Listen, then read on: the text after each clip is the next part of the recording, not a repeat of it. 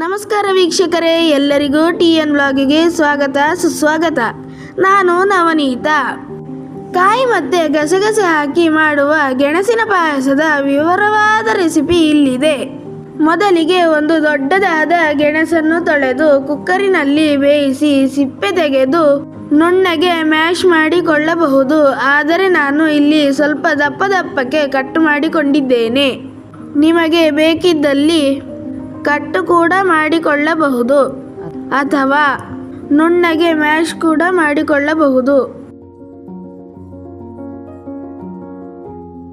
ರುಬ್ಬಲು ಅರ್ಧ ಕಪ್ ಕಾಯಿ ಮತ್ತು 1 ಚಮಚ ಗಸಗಸೆಯನ್ನು 9 ರಿಂದ 10 ಪೀಸು ಗೋಡಂಬಿಯನ್ನು ಹಾಕಿ ಸ್ವಲ್ಪ ನೀರು ಹಾಕಿ ನುಣ್ಣಗೆ ರುಬ್ಬಿಕೊಳ್ಳಿ.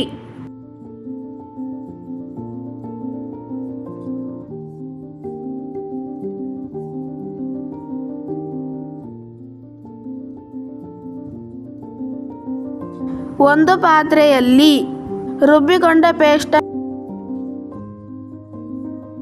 1 ಕಪ್ ಬೆಲ್ಲ. ನಾವು ಬೆಲ್ಲದ ಬದಲಿಗೆ ಮನೆಯಲ್ಲೇ ಮಾಡಿದ ಜೋನಿ ಬೆಲ್ಲವನ್ನು ಉಪಯೋಗಿಸಿದ್ದೇನೆ. ಜೋನಿ ಬೆಲ್ಲ ಇಲ್ಲದಿದ್ದಲ್ಲಿ ಬೆಲ್ಲವನ್ನು ಉಪಯೋಗಿಸಬಹುದು. ಬೆಲ್ಲದ ಬದಲಿಗೆ ಸಕ್ಕರೆಯನ್ನು ಉಪಯೋಗಿಸಬಹುದು. ಚೆನ್ನಾಗಿ ಮಿಕ್ಸ್ ಮಾಡಿ ಕುದಿಸಿಕೊಳ್ಳಬೇಕು.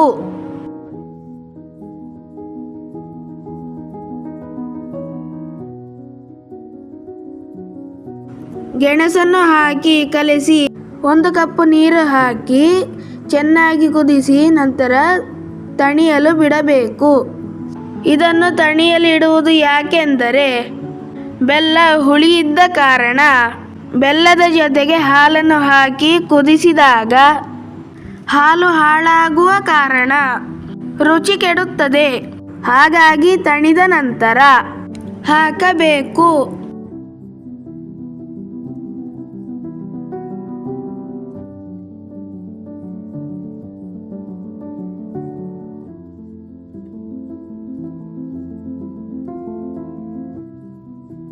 ಅರ್ಧ ಚಮಚ ಏಲಕ್ಕಿ ಪುಡಿ, 2 ಕಪ್ ಹಾಲು ಹಾಕಿ ಮಿಕ್ಸ್ ಮಾಡಿರಿ.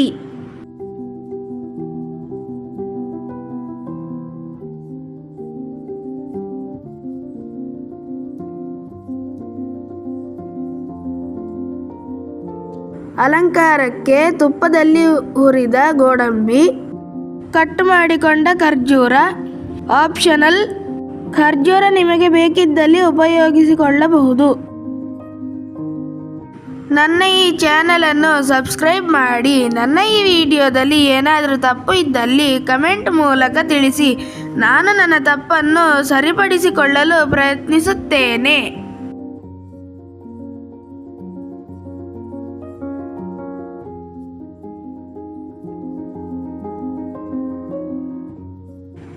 ನೀವು ನನ್ನ ಈ ವಿಡಿಯೋವನ್ನು ಪೂರ್ತಿಯಾಗಿ ನೋಡಿರುವುದಕ್ಕೆ ನನ್ನ ತುಂಬ ಹೃದಯದ ಧನ್ಯವಾದಗಳು.